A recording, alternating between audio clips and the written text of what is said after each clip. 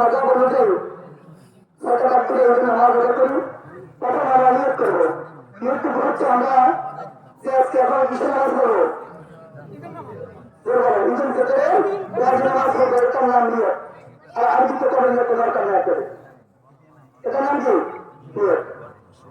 নিয়োগ আল্লাহ নিয়োগ বাঁধার পর সারা করবো। তখন নিয়োগ বাঁধার পর কি করবো, সারা সারা করার পর অতিরিক্ত 3টা তাকবীর দেওয়া হবে।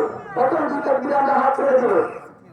প্রথম 2 তাকবীর কি করবো, হাত ছেড়ে দেবো। তৃতীয় তাকবীরে আমরা হাত বাঁধবো। তারা খাবে, কেরাতের পর উপসজ্জার করে দ্বিতীয় রাকাতে যখন আসবো, দ্বিতীয় রাকাতে আগে কেরাত হবে।